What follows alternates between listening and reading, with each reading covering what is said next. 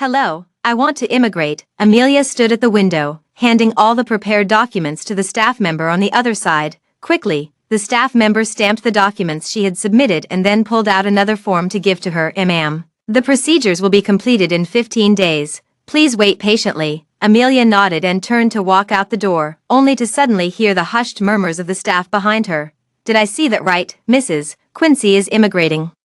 Did she have a fight with Mr. Marshall? Even if they had a fight, it shouldn't be this serious, right? After all, Mr. Marshall is famously a doting husband. What could have happened to make Mrs. Quincy so resolute? Exactly 5 years ago, Mr. Marshall held a globally sensational wedding for Mrs. Quincy. Even someone like me who doesn't go online heard about it. 3 years ago, Mrs. Quincy was in a car accident, and the blood bank was running low. Mr.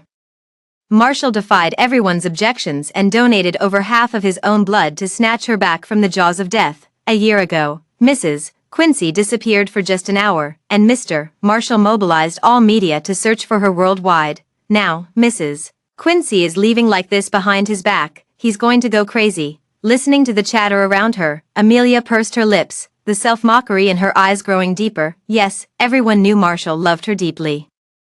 It was common knowledge in their circle that Marshall, the CEO of the Quincy Group, was ruthless and decisive in business, with an equally notorious personal life, cold, detached, and famously distant from women, insisting they stay at least 3 meters away. Until that banquet, when he met Amelia, he fell in love with her at first sight and began pursuing her madly, showering her with mansions, luxury cars, and jewelry without hesitation. Fireworks lit up the sky for 3 days and nights, proclaiming his love to the world. When she casually mentioned craving chestnut cakes that had been discontinued for years, he braved a snowstorm late at night, driving through 3 cities, drenched to the bone, only to present her with the still warm pastries. What truly made her decide to accept him was the day her parents died in a car accident. Despite being in a distant city, he chose to abandon a billion-dollar deal just to rush back to her. When he finally reached her, disheveled and with bloodshot eyes, he pulled her into his arms, his heart aching for her. Amelia, sweetheart,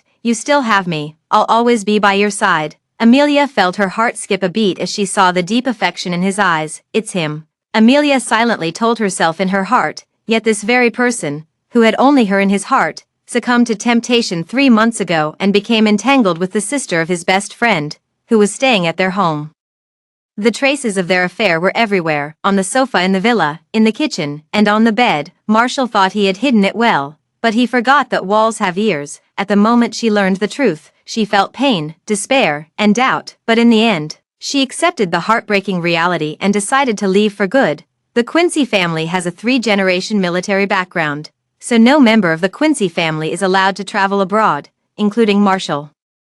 If she leaves the country, he'll never find her again in this lifetime. Amelia carefully put away the immigration documents in her hand, hailed a taxi, and headed towards Riverside Gardens. As soon as she stepped into Quincy's villa, the scent of heather rushed straight to her nose. The 2 decorating the wall immediately turned to look at her upon hearing the movement. Marshall froze for a moment, then his eyes instantly softened as he walked over to hold her hand. Sweetheart, why are you dressed so lightly? Aren't you cold? Didn't you say you were going out with your girlfriends? How come you're back so soon? I was still preparing a surprise for you. Surprise? Amelia looked up at Marshall, but her gaze involuntarily lingered on his neck. There, a large patch of hickeys was visible. Her eyelashes trembled slightly as she struggled to suppress the stabbing pain in her heart. Seeing she didn't respond, the nearby Diana giggled and walked over. Amelia, Marshall really loves you so much, even making such a grand celebration for your first meeting anniversary. Diana paused deliberately, then pointed at the mountain of gifts piled on the nearby sofa. Look, all these are Marshall-esque gifts prepared for you.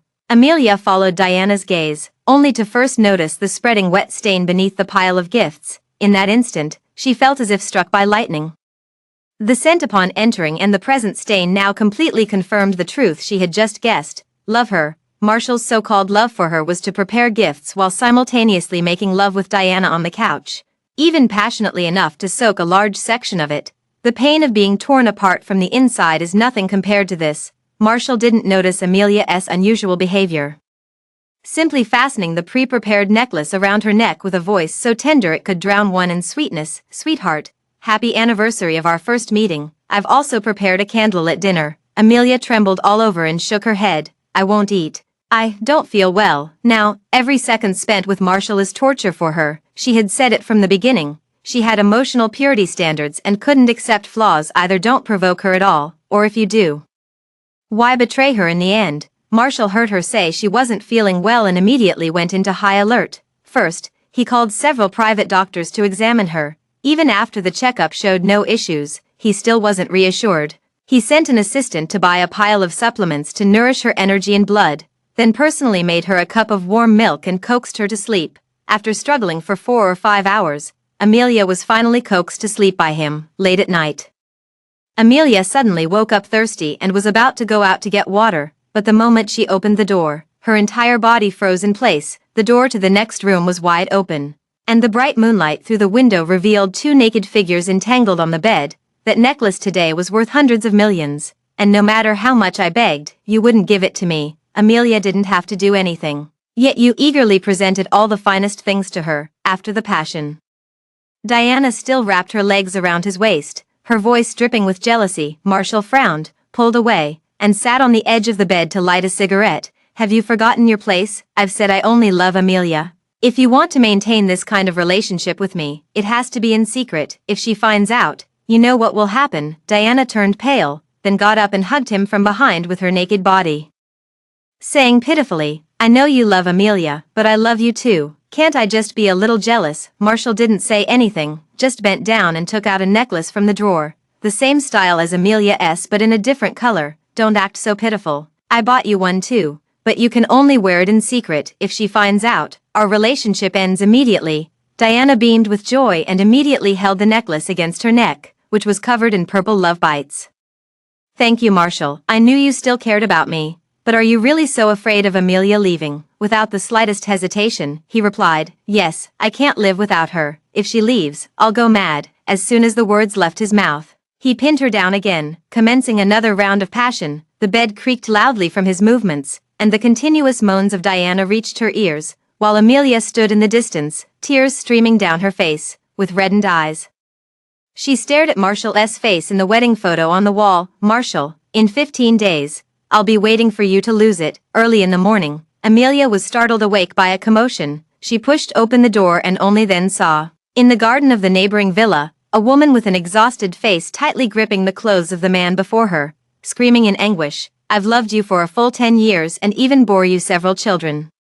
You promised to love me forever when we got married, and now, just a few years later, you dare to secretly keep a mistress behind my back. Although it was early morning, many people had already risen and were strolling around the lake, just in time to hear such shocking news. As more and more people gathered in the villa area, the man, a figure of some standing, immediately changed his expression, grabbing the woman and pulling her into the villa. What are you making a scene for? I've told you many times, there isn't a man in this world who doesn't stray. Amelia was staring blankly when a warm hand suddenly covered her ears gently from behind. Amelia, don't listen to such foul language. Amelia didn't turn around, only whispering softly, tell me, do all men change their hearts? Marshall stiffened, turning the person before him to face himself, his eyes filled with seriousness. I can't speak for others, but I won't. Amelia, I'll only love you in this lifetime.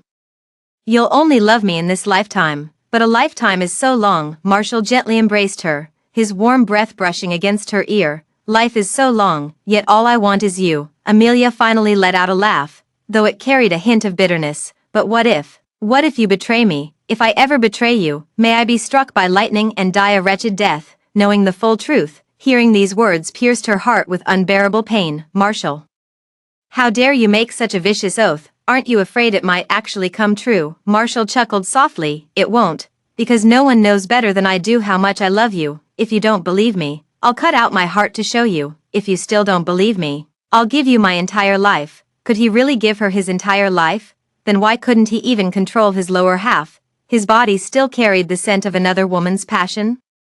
Yet his lips whispered the sweetest nothings to her. Amelia, Marshall, what are you doing? A voice suddenly rang out from the doorway, shattering the calm. Turning around, they saw Diana leaning against the doorframe, dressed in a strapless red gown. The next moment, Amelia clearly felt Marshall's body stiffen slightly. The next second, he frowned. Isn't today the weekend? Where are you going dressed like that? His tone didn't sound like a brother's concern for his sister.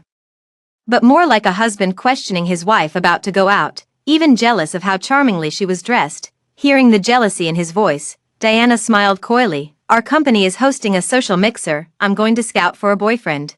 And I won't be coming back tonight. Hearing this, Marshall's expression suddenly changed, while Diana's smile grew even brighter. By the way, Amelia, do you have any plans for today? Marshall finally snapped back to reality and took Amelia's hand, saying, Your sister-in-law and I are going back to the old house today. Diana smiled, leaving behind a give them my regards before turning to leave. Half an hour later, Marshall drove Amelia to the old house. Quincy's parents never really liked Amelia as their daughter-in-law. The elderly couple felt their once promising son had been ruined by her, turning into a lovesick fool who nearly lost his life. Adding to that, the couple had no children after years of marriage. So every meeting was met with cold stares and disapproval. Marshall felt sorry for him and always tried to minimize contact. But this time, news came from the old house that Marshall's mom had been in poor health recently. He had no choice but to take Amelia back for a visit. As soon as they entered, Marshall's dad and Marshall's mom, who had been chatting and laughing, suddenly turned cold. Marshall could see they were giving Amelia the cold shoulder and instantly lost his temper.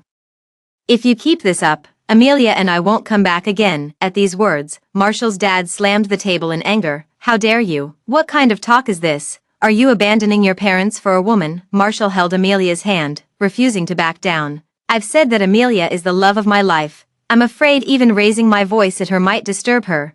Treating her like this. Are you trying to break your son's heart if this happens again?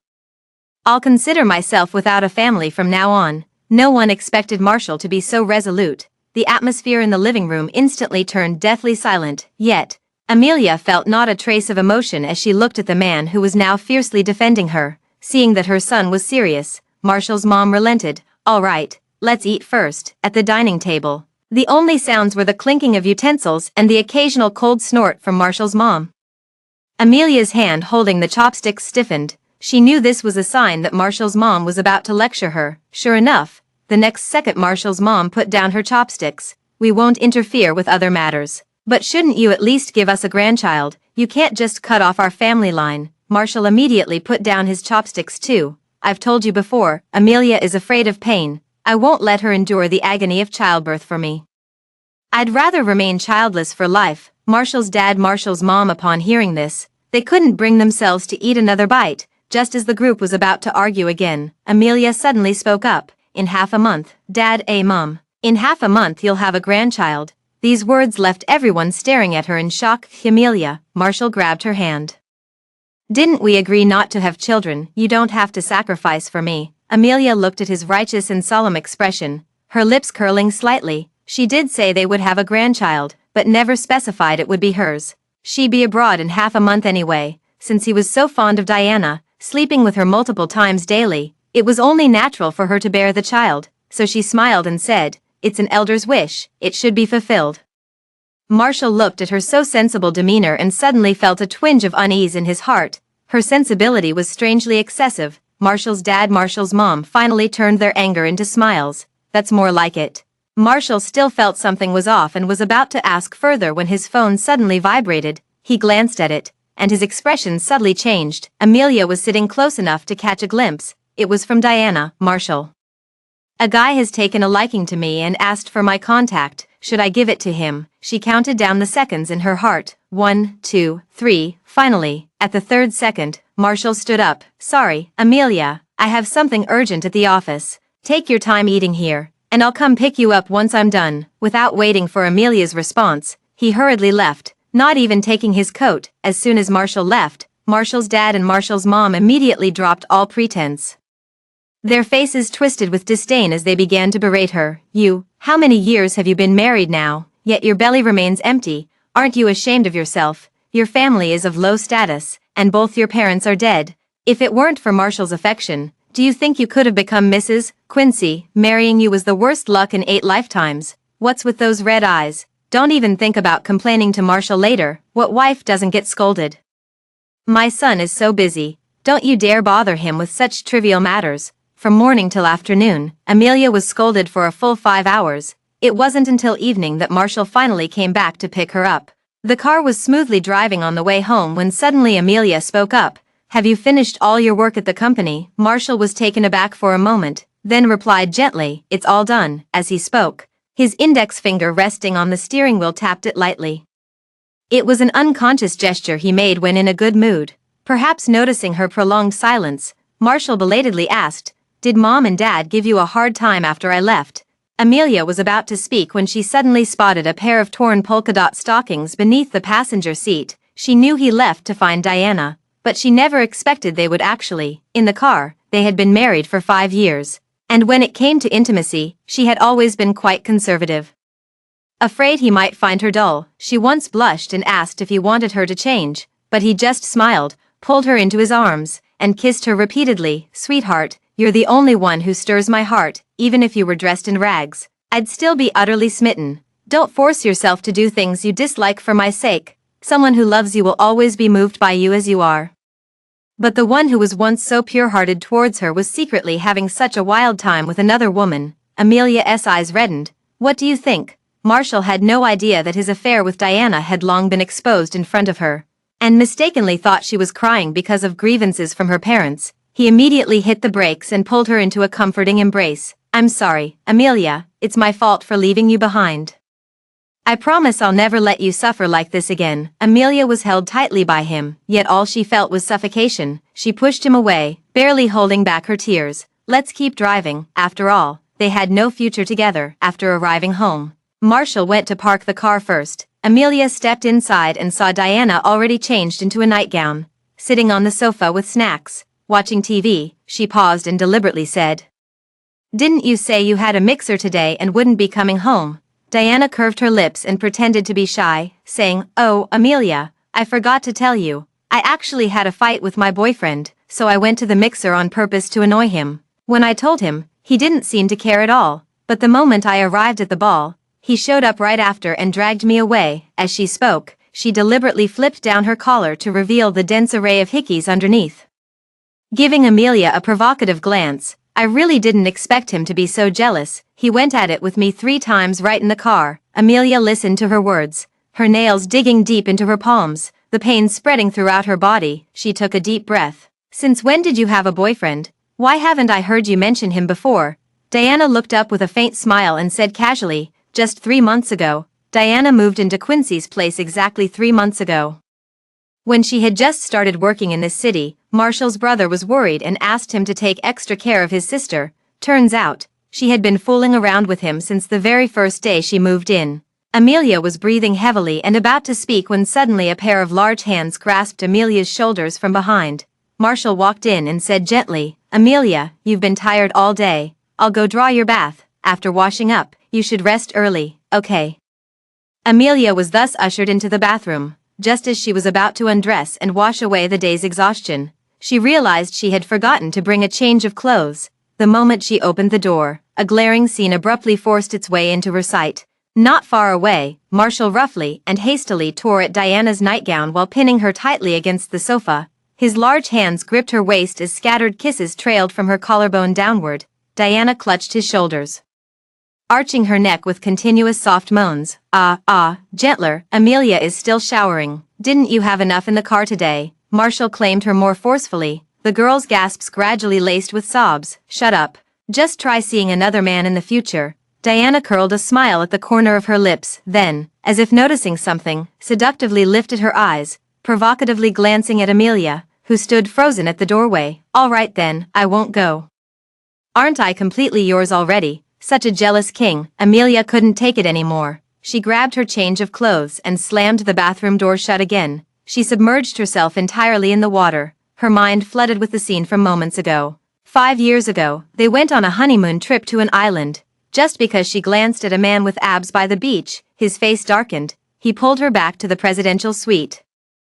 And for 7 whole days, didn't let her take a single step outside. After 7 days, the strawberry-flavored lube ran out, and the bed collapsed. He held her in his arms, his eyes reddening with humility. "Amelia, I have everything they have. Don't look at others, don't leave me," she repeatedly assured him for a long time before his jealousy finally subsided. From that day on, she never dared to glance at another man again. Now, for Diana, he is just as crazy. Amelia emerged from the water, taking a deep breath, When she stepped out of the bathroom, only Marshall remained in the room. On the table before him, aside from sliced fruit, there was also a steaming cup of brown sugar water. Seeing her come out, he quickly handed her the brown sugar water in an attempt to please her. I counted the days. Your period is due soon. I prepared this brown sugar water in advance. Have a sip, and it won't hurt as much later. Amelia held that steaming cup of brown sugar water.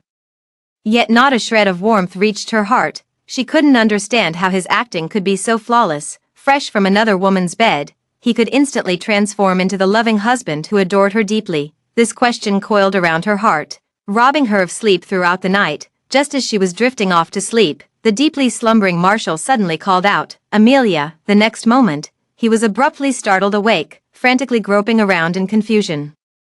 Only when his hands found her body did he hurriedly pull her into his embrace. "Amelia, don't go." Amelia stiffened slightly. "What's wrong with you?" Marshall turned red-eyed with lingering fear. "I had a nightmare where you left me. Thankfully it was just a dream. And you're still here." Amelia lowered her eyes, wanting very much to tell him. She will be gone soon. Perhaps because of this dream. The next day Marshall insisted on taking Amelia to work with him. Amelia refused. But he begged her relentlessly, not wanting to waste any more time on this. Amelia had no choice but to follow him out the door. No sooner had she entered Marshall's office than she saw his desk covered with photos of herself. Noticing her absorbed gaze at the photos, he embraced her from behind, nuzzling his face against the nape of her neck with dependence. "Many women often try to cling to me, but after placing these photos, the effect has improved significantly. Don't worry, darling.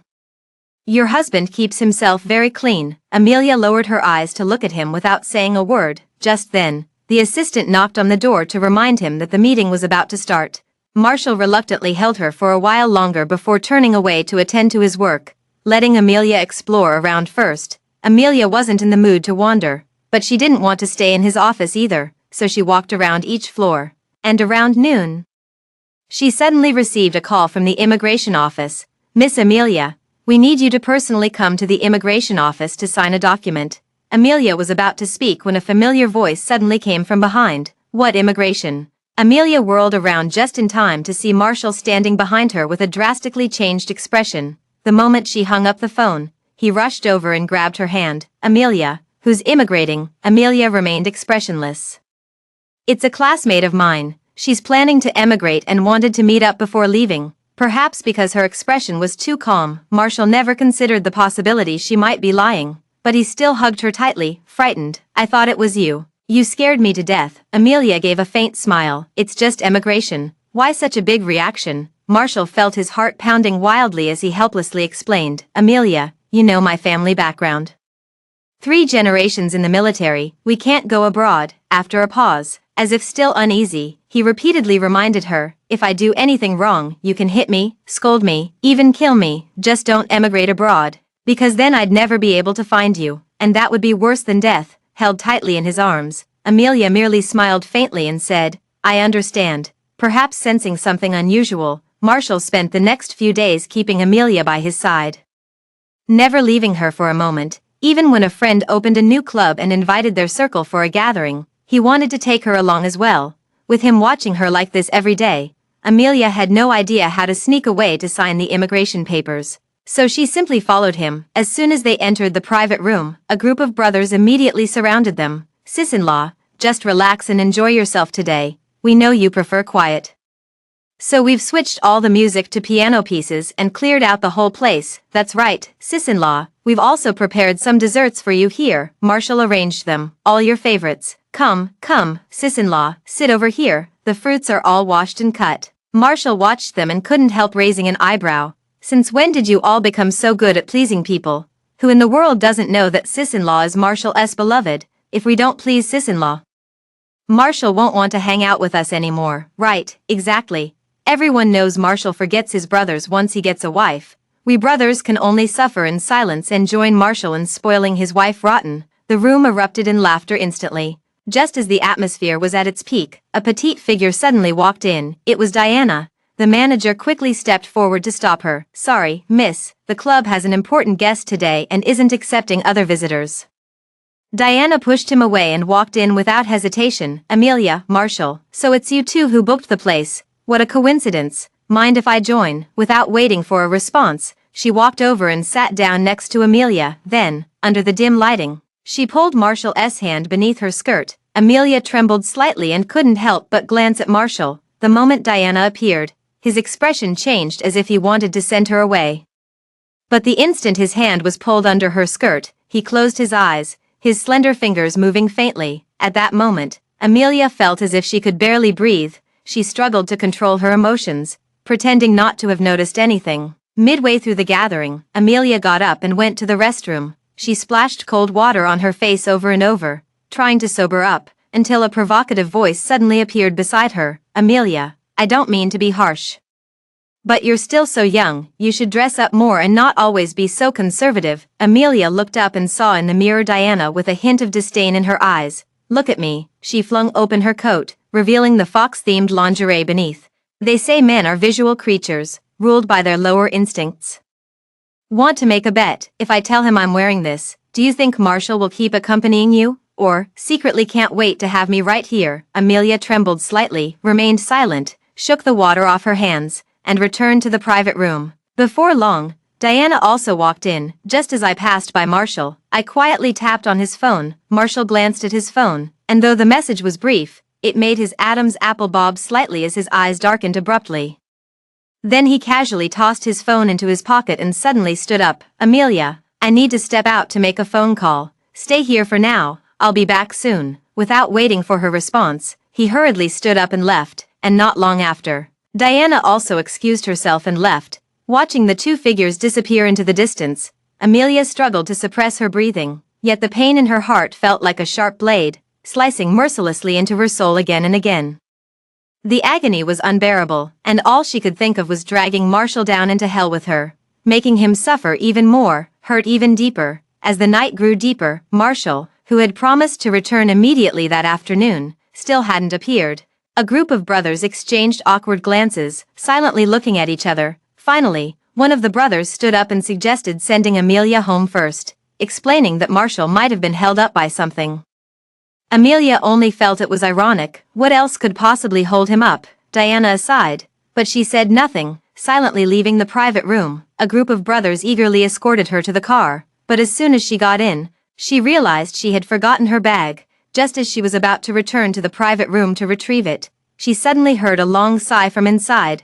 "Finally got the sister-in-law out. Any longer and I would have definitely slipped up. I don't know how Marshall manages to act so well in front of her." Amelia's feet seemed instantly nailed to the ground. The conversation inside still hadn't ended. "Marshall and Diana, aren't they done yet? It's been so long, almost 5 hours now. What's the rush? Marshall is so intense, Diana is so alluring, they won't come down until they've been at it for a whole day." But they were just too blatant about it, going at it like a house on fire in the next booth.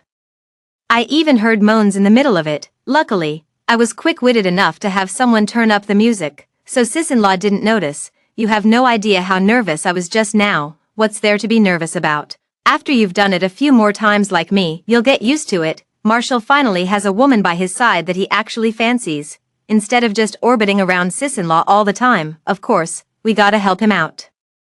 Let him indulge in those wildflowers to his heart's content. Ha ha ha ha. Sis-in-law is pretty, no doubt, but she's just too conservative, probably like a dead fish in bed.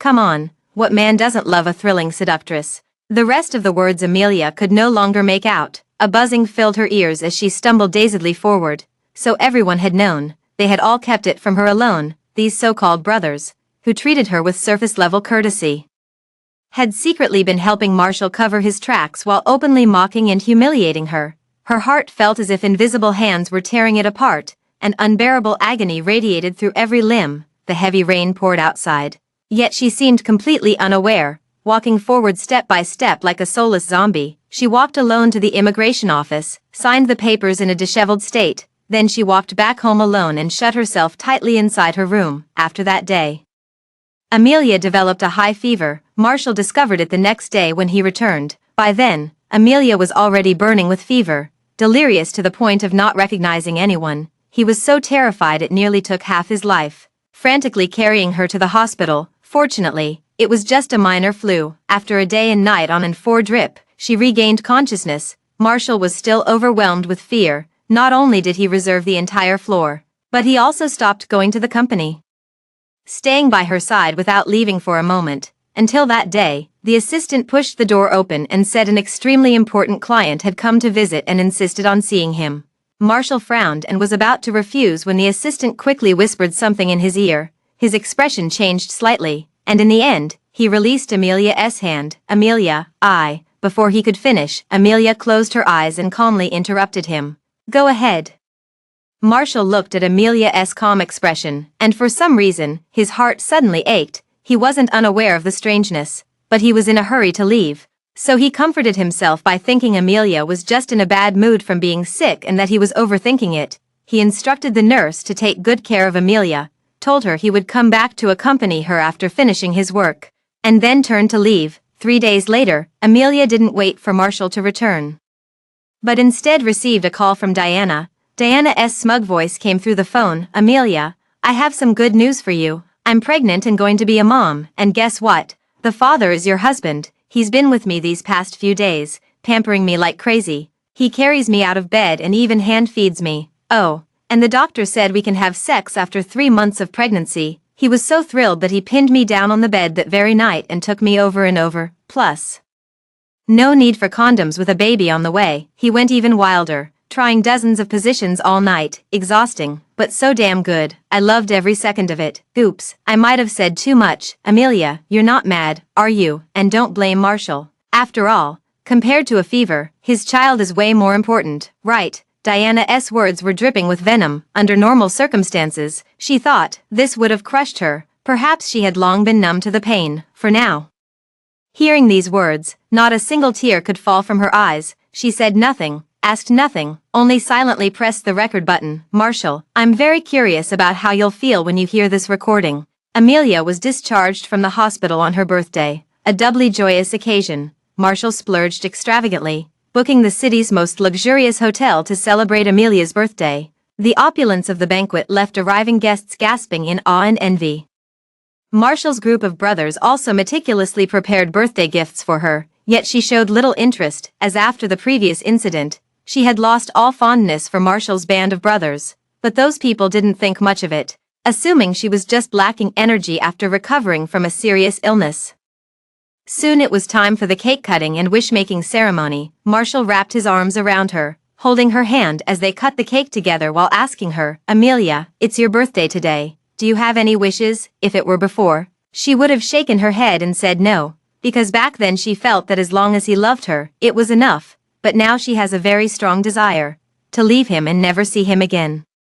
She raised her eyes to look at the man gazing at her affectionately. "Will you fulfill any wish I make?" Marshall was taken aback for a moment, then smiled even more tenderly. Of course, Amelia smiled, but the smile didn't reach her eyes. "In that case, I do have 3 wishes." Marshall smiled adoringly. "All right, tell me, whatever you want, I'll give it to you." Amelia turned around and took out a blank sheet of paper from her bag. "My first wish is for you to sign this blank sheet of paper."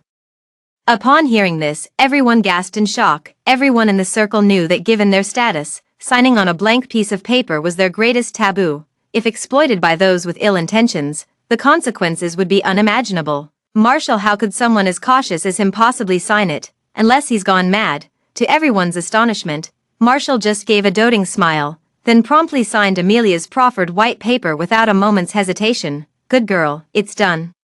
Amelia clutched the paper tightly, feeling a wave of relief. With this Marshall autograph, she could now draft the divorce agreement. From this day forward, she would have nothing more to do with Marshall. Marshall saw the corners of her eyes crinkle and felt his mood lift in response. "Sweetheart, what's the second wish?" Amelia lifted her gaze to look at the guests before her. They stared at her, some with shock, others with admiration. The only discordant presence was Diana, standing not far away, her eyes fixed on Amelia with an expression of sheer jealousy, yet her vision drifted past them, gazing into the distance as if trying to glimpse the foreign lands where her future life would unfold. The next moment, she curled her lips into a smile. "My second wish is for you to transfer all the shares of the Quincy family's corporation to me." This statement immediately caused a huge uproar, shocking the entire audience.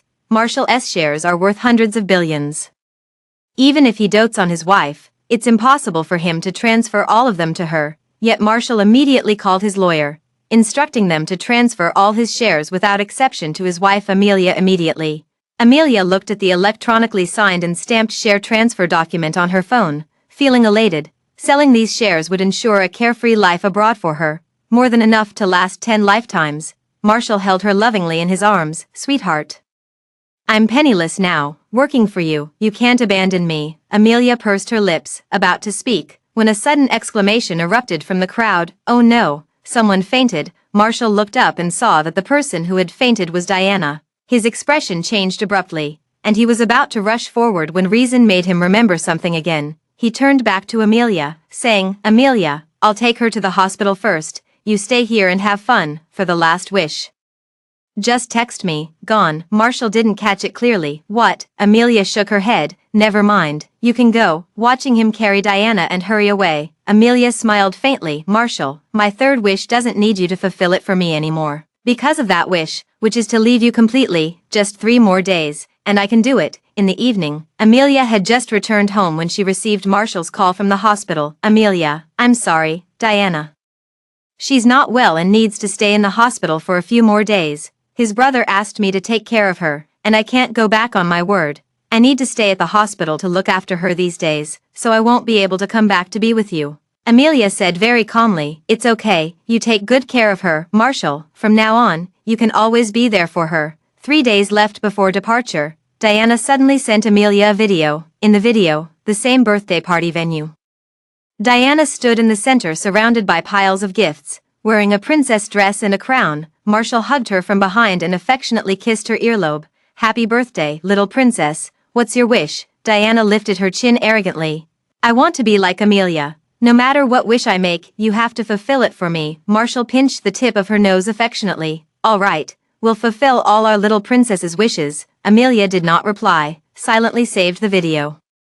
And then walked out the door. She took Marshall's signed blank paper and went to a law firm. Miss Amelia, the divorce agreement has been drafted. Once you sign your name beside it, your marital relationship will be completely dissolved. Amelia nodded and signed her name without hesitation. From this moment onward, she and Marshall would be complete strangers. There were 2 days left before departure. Diana sent Amelia another video. In the video, Marshall is carefully pressing his ear against Diana's belly. Diana curled her lips. The baby is only 3 months old. What could you possibly hear? Marshall said with great seriousness. I heard him calling me daddy. Diana laughed even more heartily, pulling down her nightgown slightly. The baby can't talk yet, but if you want to hear it, I can let you hear it to your heart's content, daddy. In that instant, Marshall's Adam's apple bobbed as he turned and pinned her beneath him on the bed. Next, the bed began to shake violently, again and again. Marshall, this position, no, don't lift me up like this. Marshall's voice was deep and hoarse. Didn't you call me daddy?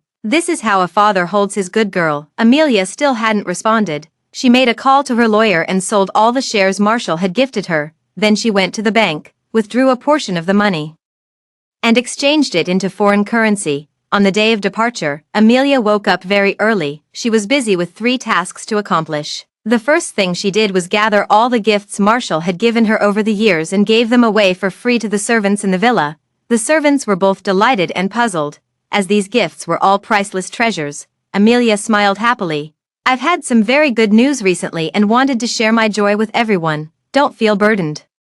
Just accept them. And also, there's no need to clean the villa today, no meals to prepare, no flowers to water. You can all leave early. The servants were overjoyed by such good fortune and repeatedly thanked Amelia before leaving the villa with a pile of gifts. Secondly, she compiled all the provocative messages, videos, and recordings that Diana had sent her during this period.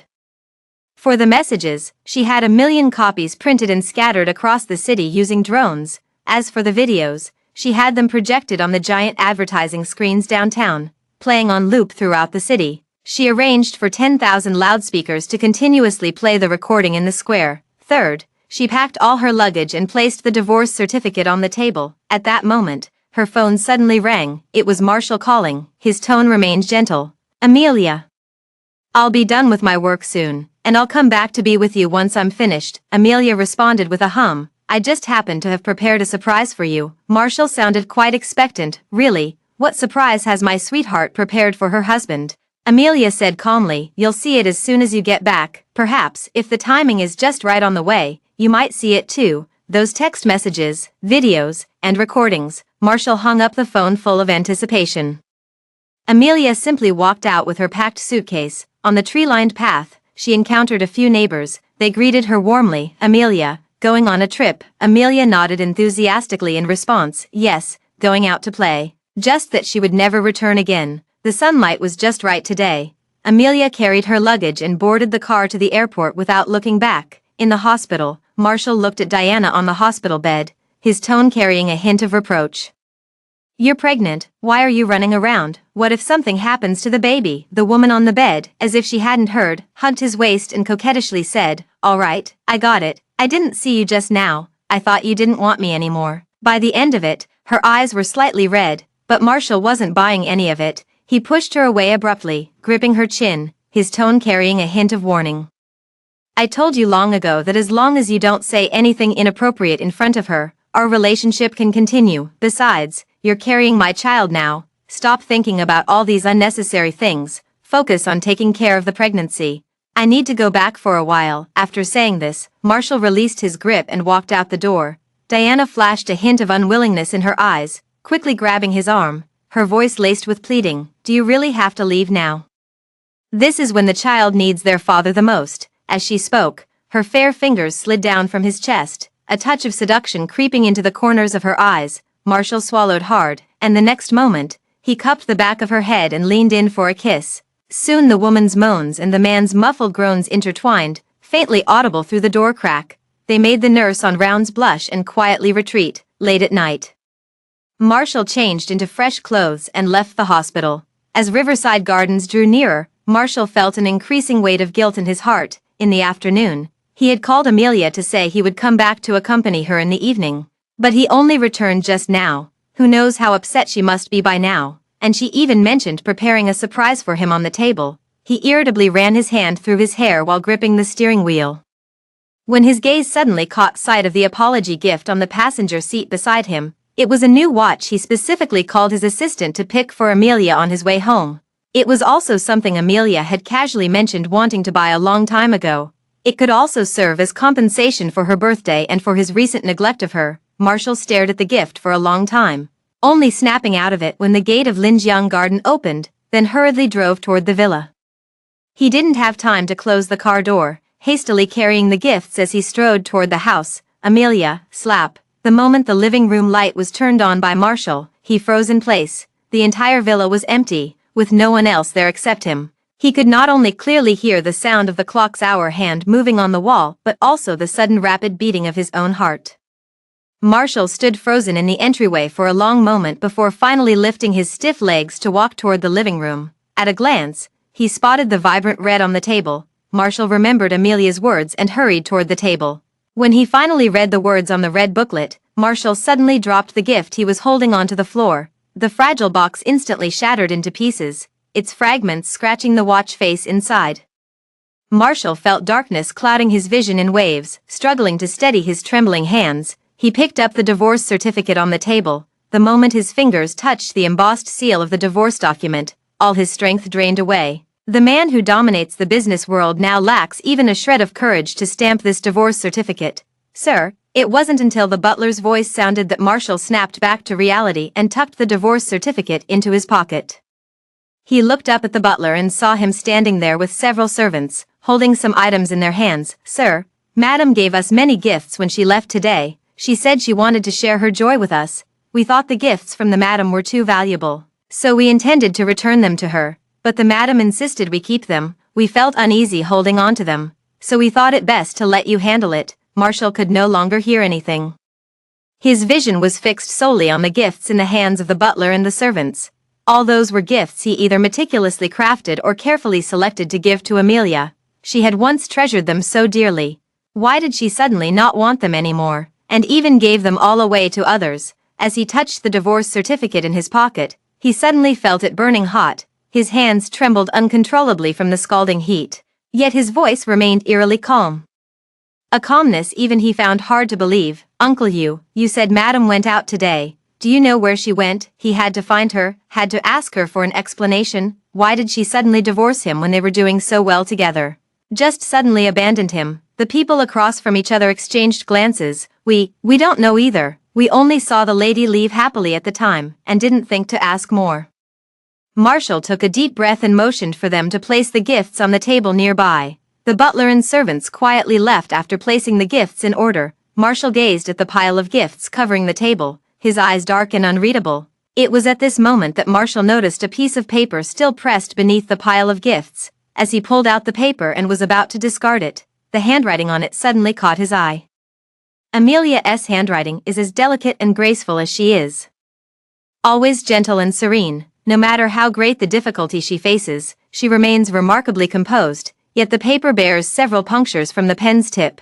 It only records Diana's affair locations, times, and frequency with him. Other than this, she left him not a single word, yet it seemed as though all that needed to be said and done had already been made clear. After reading the last word, Marshall gripped the paper so tightly his fingers turned white. At that moment, the phone in his hand suddenly began vibrating wildly. As soon as the call connected, the assistant's urgent voice came through from the other end. Something's happened, President. Someone printed out all the details about you and Miss Chu, and used drones to distribute them throughout City Y.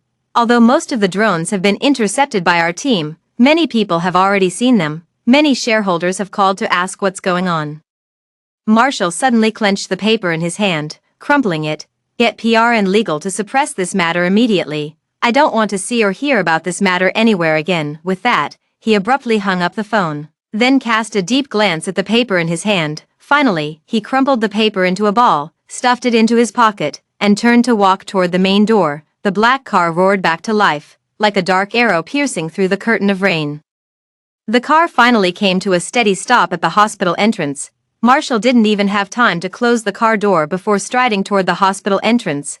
The night shift nurse quickly stood up to greet him when she saw him approaching. But upon seeing Marshall's gloomy expression, all the words she wanted to say got stuck in her throat. Then the young nurse saw Marshall walk straight into a hospital room and slammed the door shut. The loud banging sound not only startled the young nurse, making her shiver, but also woke up Diana, who had been sleeping in the hospital bed. She drowsily propped herself up, about to scold which inconsiderate nurse had disturbed her sleep. But upon clearly seeing the man standing by her bed, the anger in her eyes instantly turned to delight. Marshall, what are you doing here? She thought Marshall would stay with her after taking her several times today, yet in the end, he still had to leave. At the thought of him spending these days with Amelia, an inexplicable bitterness welled up in her heart. Amelia, what does that woman even have over her? She can't dress well, nor can she bear children. The more she thought about it, the more aggrieved she felt, barely managing to soothe herself to sleep.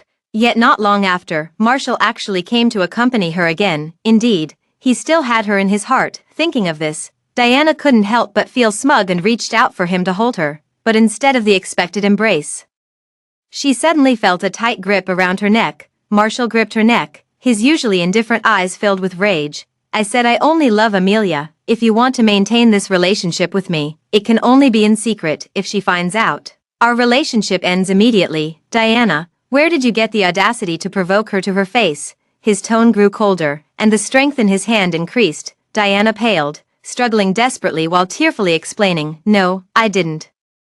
Marshall, believe me, I never exposed our relationship to Amelia. Marshall threw her onto the bed and flung the paper from his pocket onto Diana's face. You never told her. Then how did she know all this? Diana tremblingly unfolded the crumpled paper. Her face instantly drained of all color. She could no longer care about anything else, climbing down from the hospital bed to kneel before him, weeping and begging for mercy.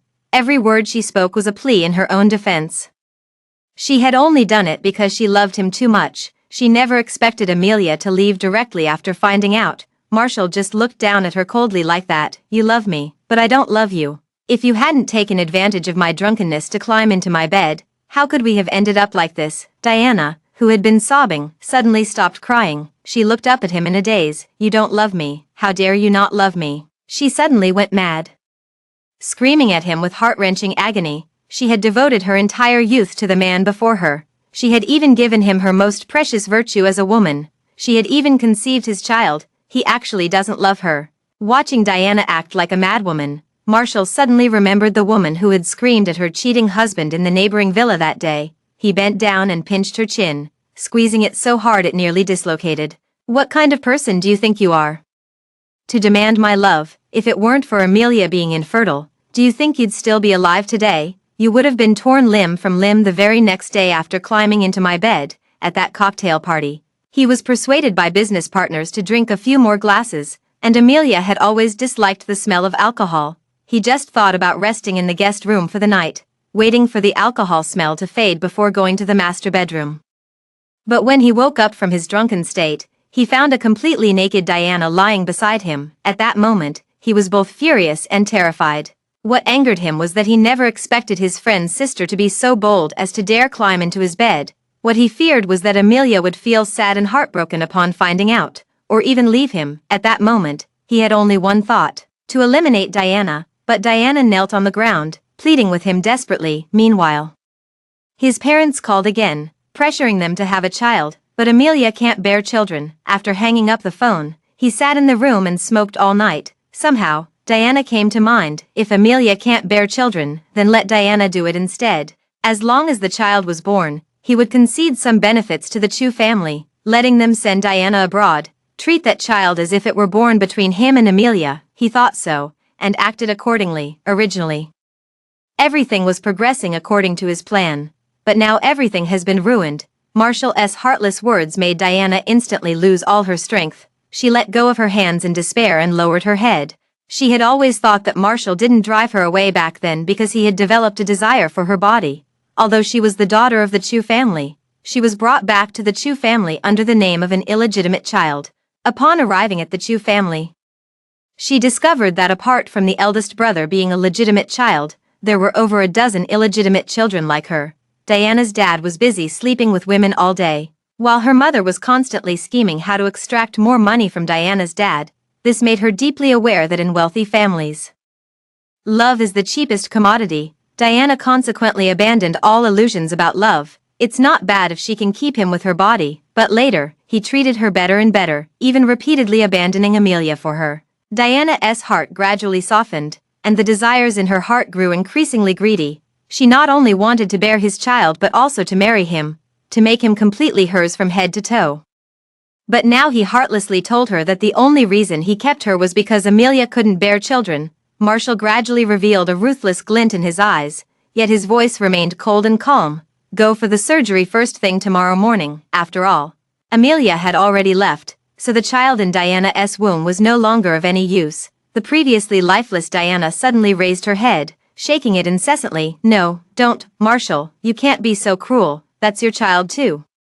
She broke down in tears, pleading with him desperately. The baby in her belly is her lifeline. She absolutely cannot lose this child. Marshall didn't even glance at her. Turning to leave the hospital room, Diana ignored everything else, scrambling to her feet to chase after him. But from kneeling too long, her legs suddenly went numb, and she collapsed to the ground. A surge of warmth flowed from between her legs, staining the white tiles with large patches of red. Diana writhed in pain, her body convulsing as she lay helplessly on the ground. Her blood-covered hand desperately reached out to grasp Marshall. Marshall, don't go, please, I beg you, save our child. The pain overwhelmed her vision. Her hands collapsed weakly to the ground as she could only gasp for air in ragged breaths. Tears of regret streamed from the corners of her eyes. If only she hadn't been so greedy. If only she hadn't gone to Amelia to provoke her. Would she have ended up like this otherwise? Yet Marshall remained standing in place, watching coldly as she writhed in pain until she passed out. He then opened the ward door and called for the nurse on duty. Take the person inside to the operating room. Just make sure they don't die. Without another glance at Diana, he turned and headed straight back to the villa. Looking at the photo of the two of them on the table, Marshall's heart gradually ached. He held the photo for a long time, and finally picked up his phone to call Amelia's family and friends. Marshall wanted to ask them if they knew Amelia's whereabouts. From the first call to the 99th, the answer he received was always no. In the end, he even swallowed his pride and called his mortal enemy. Yet, apart from his enemy's mockery, the answer remained no. Soon, those he had sent to search for Amelia's trail also brought back their reply. The answer remains no. Amelia vanished like a wisp of smoke, leaving no trace behind. He weakly hung up the phone and sat lifelessly in the chair all night. Meanwhile, Diana struggled in the operating room for a full day and night before finally delivering a barely formed male fetus. When she woke up, she saw her mother sitting by the bed, remembering the grievances of the past few days. Her tears couldn't help but flow again. Mom, But before she could finish speaking, Diana's mom slapped her hard across the face. Slap, Mom. Diana covered her swollen face in disbelief as she looked at Diana's mom. Tears immediately streamed from her eyes, yet Diana's mom still felt it wasn't enough and fiercely slapped Diana again. How could you be the other woman? Diana's mom trembled with anger, but sorrow welled up from her heart. Last night, Marshall and Diana's affair had already spread throughout the entire city. Why? Even Diana's dad got off a woman's bed overnight and rushed home to question Diana's mom about what had happened. Although the Beijing social circle is known for its wild antics, it's an unspoken rule to keep such matters under wraps and never air them in public. Moreover, as the social climate shifts, the older generation has begun imposing stricter controls on the younger ones. Diana's dad has also strictly forbidden his children from becoming the other woman, causing pregnancies, or letting scandals become public knowledge. Now, Diana has managed to step on every single landmine possible, and what's more, she was Marshall's mistress. This group of people weren't unaware of Marshall's devotion to Amelia. Diana's dad didn't care why Marshall, known for doting on his wife, would have an affair. All he knew was how much damage Diana's role as the other woman could do to the Chu family. The Chu family's stocks will fall, and the eldest son's once certain marriage will also be affected. Finally, the furious Diana's dad completely ignored Diana's mom's pleas and directly removed Diana from the Chu family registry. He then immediately announced Diana would no longer have any ties to the Chu family. Diana's mom was filled with despair.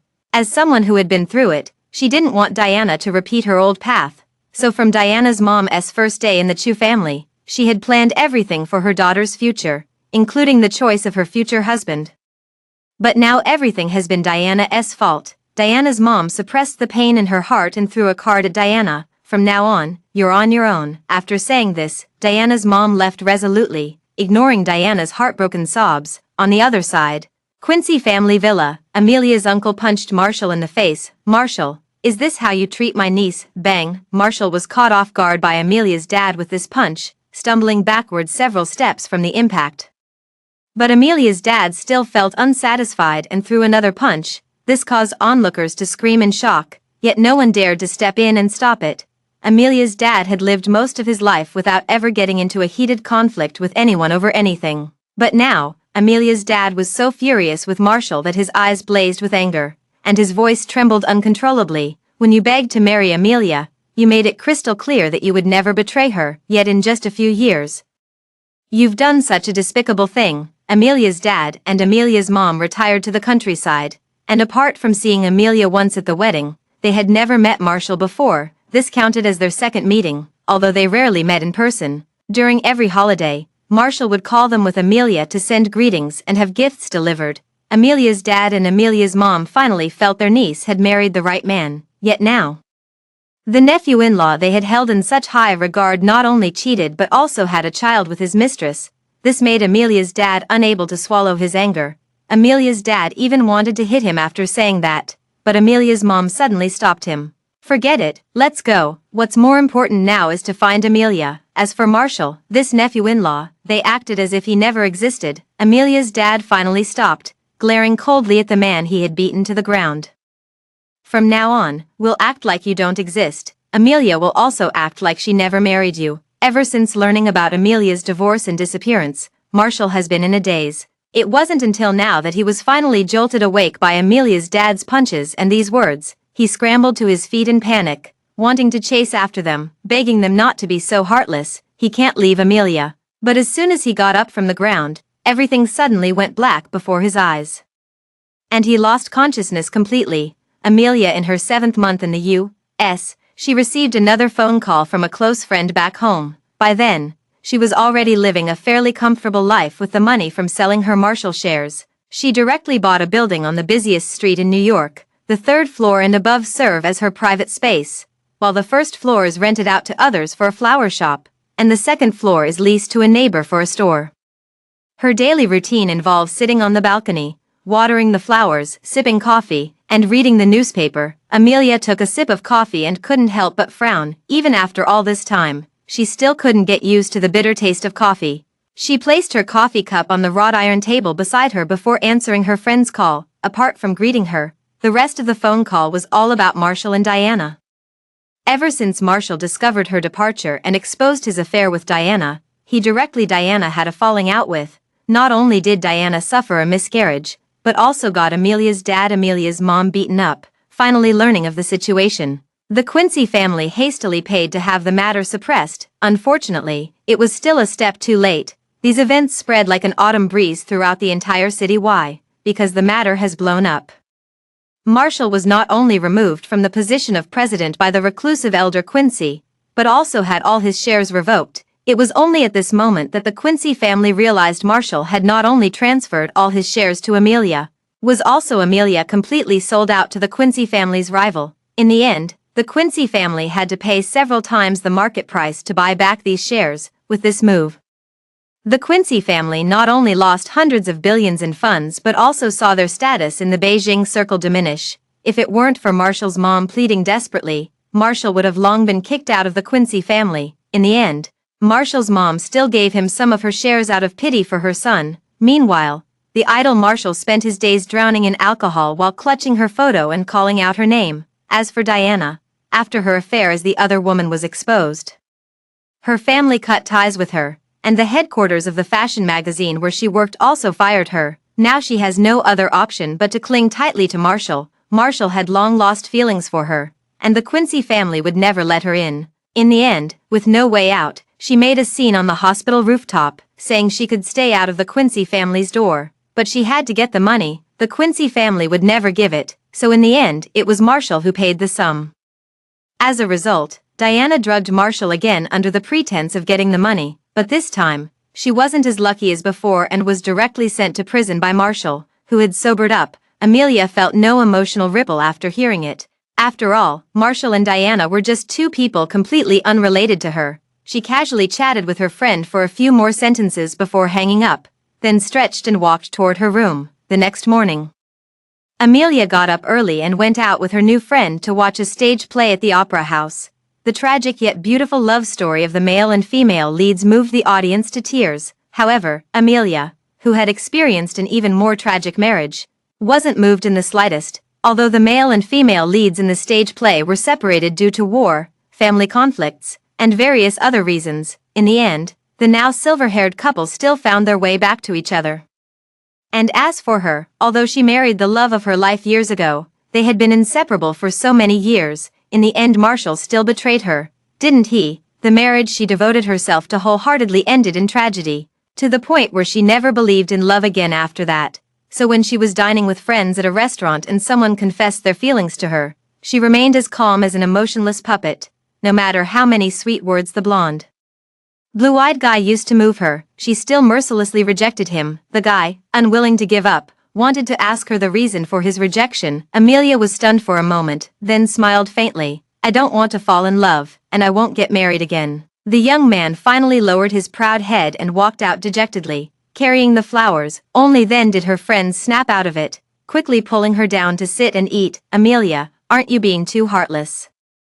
Rejecting such a great guy. Amelia's close friends grew up in the U.S. and have more liberal views. They all believe that if you like someone, you should give dating a try first. You can always break up later if it doesn't work out. Amelia remained calm in her gaze, though the corners of her lips curled slightly. It's not that I'm heartless, I just don't have the mind for it. The group exchanged glances, then looked at Amelia, who was focused on cutting her steak and clearly uninterested in continuing the conversation. In the end, the discussion came to a halt. In the evening, Amelia bade farewell to the friend who had specially driven her home.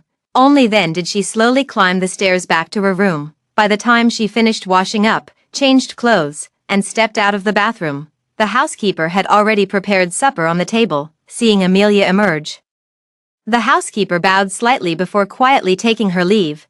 Amelia sat on the chair sipping coffee while scrolling through her phone. The bitterness of the coffee filled her throat, and before she could even frown, her phone suddenly vibrated. After answering the call, Amelia's expression changed. The call was from the village chief of her uncle's hometown.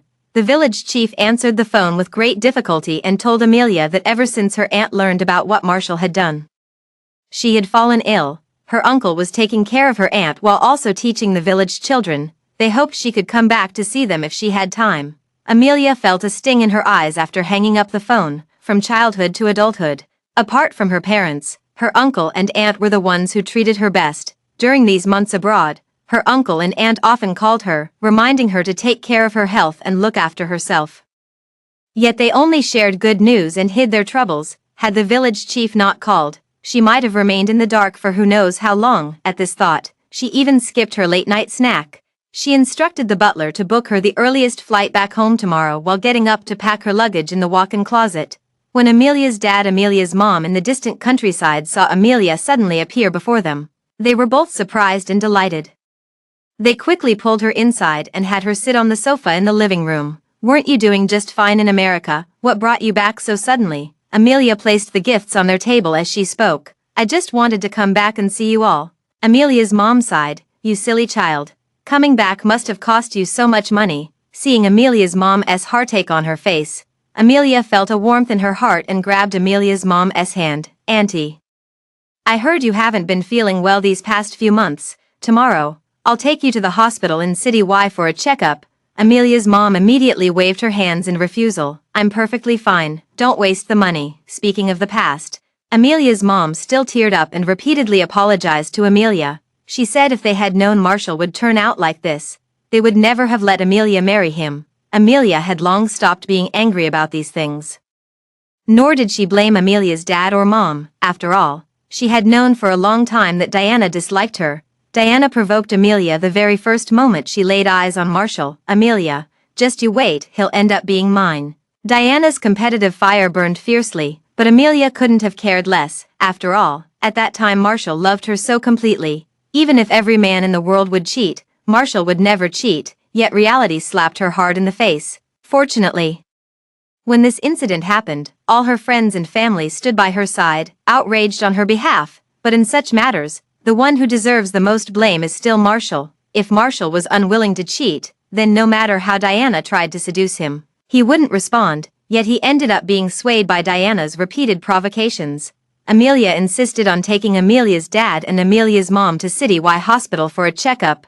Amelia's mom wasn't doing too well, and the doctor suggested staying in the hospital for a few days for observation.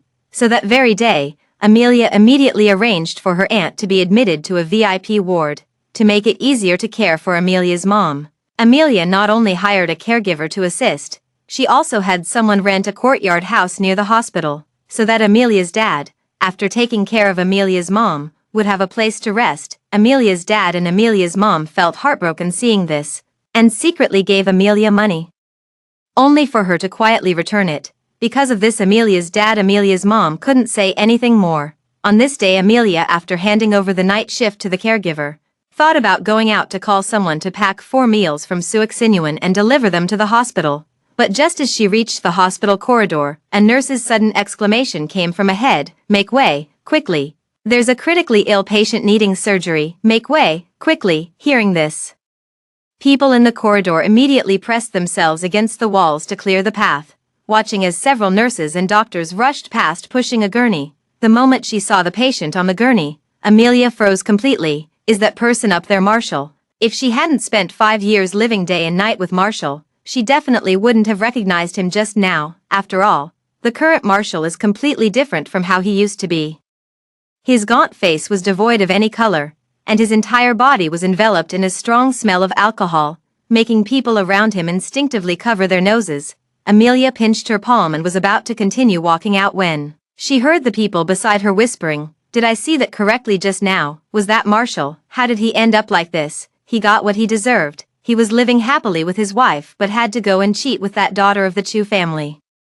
They say since his wife left, he's been drinking heavily all day long, and ends up in the hospital every now and then. The rest of the words Amelia couldn't make out clearly. She turned and walked towards the end of the corridor.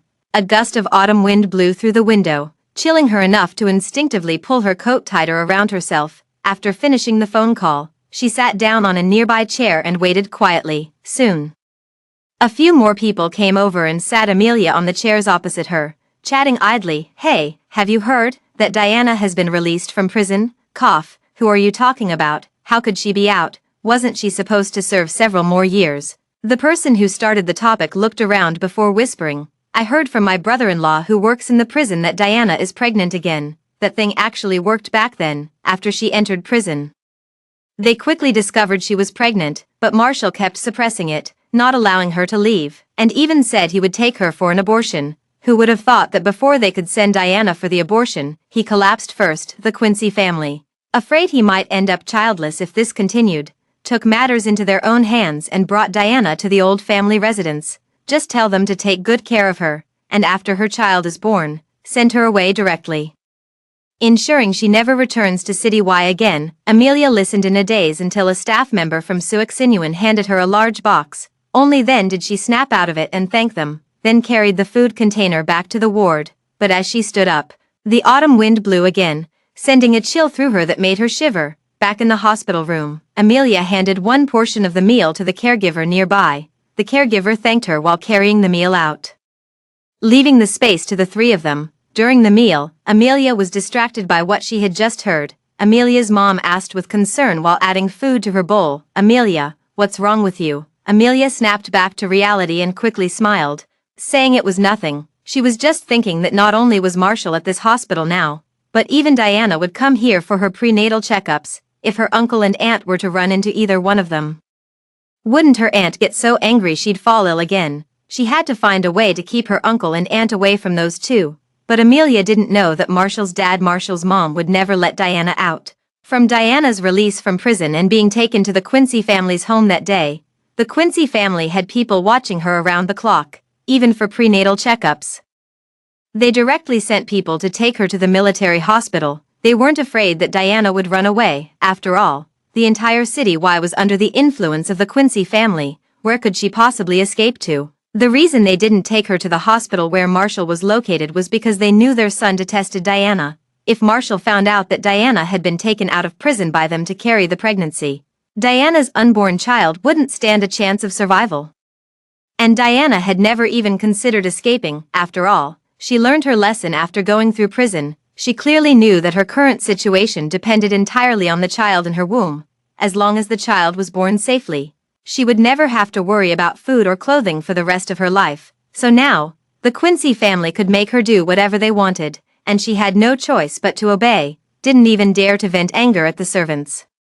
Everyone thought they had kept it perfectly hidden, but Marshall's mom had calculated everything, yet still overlooked one person, Marshall's butler. That day, the butler had originally come to the old house to fetch Marshall's change of clothes. He happened to witness this scene, also saw Marshall's mom ordering the servants to keep their mouths shut. The butler left secretly without even taking his clothes, in the hospital. The awakened Marshall looked at the butler's hesitant expression with impatience. What's wrong at home again? Ever since Amelia left, Marshall's temperament has changed a lot. The butler couldn't care about anything else and quickly explained how the Quincy family had Diana released from prison to rest during her pregnancy. The butler also mentioned that to protect Diana's pregnancy, Marshall's mom had specifically ordered that no one was to tell Marshall about it. After speaking, the butler stood aside, carefully watching Marshall, afraid he might get angry. Surprisingly, Marshall just waved his hand to dismiss the butler after hearing it. After the butler closed the door, Marshall casually tossed the orange in his hand aside and lay on the bed, staring blankly at the ceiling. If those things hadn't happened back then, perhaps Amelia would have been pregnant with their child. The boy would resemble him, and the girl would surely take after him completely. Yet whether it's a boy or a girl, the child's face would undoubtedly bear traces of both him and Amelia. He covered his face in despair and let out a bitter laugh. But those things had to happen. He doesn't even know where she is now. How could they possibly have a child? The nurse who came to change his dressing at night, seeing him all alone, couldn't help but advise him to find someone to take care of himself. The nurse also mentioned that there was a patient in the VIP ward downstairs who not only had her husband by her side taking care of her, even her niece rushed back from abroad overnight, not only hiring a caregiver but also staying by her side without leaving. The nurse recalled Amelia's appearance and couldn't help but sigh, wondering if such a sensible and filial woman was married. The nurse spoke earnestly, but failed to notice Marshall's hand suddenly clenching. After a long time, he suddenly spoke up and asked, "Do you know what that niece's surname is?" The nurse was taken aback and replied uncertainly, "Oh dear, I'm not quite sure either." With that, the nurse pushed the cart and walked out again. But the very next second after the nurse closed the door, Marshall threw off the covers, put on his shoes, and rushed out. The closer he got to Amelia's mom's hospital room, Marshall's heart grew increasingly excited. It was her. It must be her. It's Amelia." When the nurse first started speaking those words, Marshall didn't pay any attention and wasn't really listening. It wasn't until the nurse mentioned Amelia's appearance, saying she had a teardrop mole at the corner of her eye, Marshall gradually grew suspicious. Among all the people he knew, only Amelia had a teardrop mole. That was when he started getting excited. Until the nurse said the niece's surname was Shin, he finally confirmed it was Amelia. She had returned, and was so close to him. Marshall, disregarding his own barely recovered health, hurried downstairs and began searching room by room. At that moment, his body suddenly stiffened. A slender figure appeared right before him, Amelia. His body reacted faster than his thoughts. Without another thought, he immediately chased after Amelia, fearful that any further delay would cause Amelia to vanish from sight. In the distance, Amelia paused her hand on the tightly closed hospital room door upon hearing that familiar voice. She instinctively turned around and saw Marshall striding toward her. Amelia turned and ran downstairs without hesitation. She had no time to think about Marshall's discovery of her presence here. She didn't want to see him at all right now. Amelia ignored everything else and dashed out of the hospital, hailing a taxi at random. "Driver, go quickly." At this very moment, Marshall also caught up, knocking on the car window. Amelia, listen to me, please, don't go." Amelia completely ignored him and immediately urged the driver to hurry up. As the rear of the car disappeared from his sight, Marshall instinctively wanted to chase after it. His stomach suddenly contracted violently, the pain forcing him to instinctively bend over and clutch his abdomen. At that moment, a sharp shout rang out, "Marshall!" Just as he was about to pick up Amelia from her shift, Amelia's dad saw this scene and became furious. He punched Marshall in the face. "How dare you come looking for Amelia?" After saying that, Marshall's dad threw another punch at Marshall. Already unsteady from stomach pain, Marshall was knocked to the ground by Amelia's dad with that punch. Marshall turned pale and reached out as if trying to grab something. But Amelia's dad didn't even glance at him, turning and walking away directly. "Get out, don't let me see you again." After this incident, Amelia's dad and Amelia's mom were both angry and heartbroken. What angered them was that Marshall had the audacity to come looking for Amelia after all this time. What broke their hearts was that Amelia had finally gotten rid of Marshall, only to be harassed by him again because Amelia's mom was hospitalized. Amelia's mom was so anxious that she wanted to leave the hospital immediately and return to the countryside, hoping to let Amelia return to the U.S. sooner. This startled Amelia, who quickly held back Amelia's mom. After much persuasion, she finally convinced Amelia's mom to abandon the idea. From Amelia's first day back in City Y, she knew that one day she would inevitably encounter Marshall. After all, City Y is the territory of the Quincy family. As long as Marshall wanted, he could have come after her the moment her plane landed. Amelia recalled that day when Marshall knocked on the taxi window. Pleading with her from outside, she let out a long sigh in her heart. What good explanation could he possibly have? She had written everything that needed to be said and done clearly on that piece of paper. If he could understand it, he shouldn't have come looking for her. But Marshall had finally managed to see her again. How could he possibly give up so easily? He had so much to say to her. He wants to clarify everything between him and Diana. He doesn't love Diana. He only wants Amelia. But Amelia has been avoiding him since that day. He waited for several days in front of Amelia's mom's hospital room, only to receive cold stares from Amelia's dad and Amelia's mom, along with pointing fingers from others. He didn't even catch Amelia a glimpse of her shadow. That night, after waiting late into the night again, Marshall still didn't see Amelia appear. He clenched his hands and was about to stand up to leave when a slender figure slowly approached from the end of the corridor. Marshall's dimmed eyes instantly lit up. Amelia. Amelia stood still, staring coldly at the person before her. Then she walked straight past him and closed the hospital room door. This morning Amelia's mom was transferred to another room, but some belongings were left in the original one. Amelia had planned to come back late at night to retrieve them, never expecting him to still be waiting there, only when the sound of the door closing echoed. Marshall finally snapped out of it and hurriedly knocked on the hospital room door that Amelia had shut. "Amelia, I know you're listening. Please, just hear me out, okay? I didn't mean to keep this from you. She took advantage when I was drunk and got into my bed. I wanted to deal with her right then, but my parents called pressuring us about having children. I can't bear to see you suffer, so I just..." The words that followed might have Marshall felt too awkward to say. As the last few sentences remained unspoken, yet both understood, just a door apart, Amelia leaned against it, her eyes filled with sarcasm. If he couldn't bear to see her give birth, how could he bear to see her in pain? The pain in the heart hurts far more than physical pain. The day she found out about his affair, the heartache nearly took her breath away. Under his meticulous care, she had rarely needed to visit the hospital, but that day, she suffered from respiratory alkalosis due to overwhelming grief and nearly didn't survive the operating table. And what was he doing at that time? He was in Diana's bed. Moreover, he had many better ways to solve these problems. Yet he chose the most awkward one. Even if he had Diana paid off with money at the time, after all, she was still a woman he had slept with. Given his possessiveness, wouldn't he still end up secretly seeking out Diana behind his back later? The most fundamental solution would have been to return directly to the master bedroom after getting drunk that day. In fact, long before Diana climbed into his bed, his attitude toward Diana had gradually become strange. In the past, his lips would only utter her name among women, but gradually, Diana's name began to appear more frequently. Looking back now, Diana's initiative to climb into his bed merely gave him a legitimate excuse to cheat. Amelia closed her eyes in pain. Ignoring Marshall's pleading outside the door, refusing to respond, the hour hand of the wall clock had circled several times, yet the person outside was still pleading with her desperately. It seemed he wouldn't relent unless she gave him a definitive answer. Marshall's intermittent voice not only agitated Amelia, but also disturbed the neighboring patients, making it impossible for them to sleep. The person next door had initially intended to come out and scold them, upon seeing Marshall's face.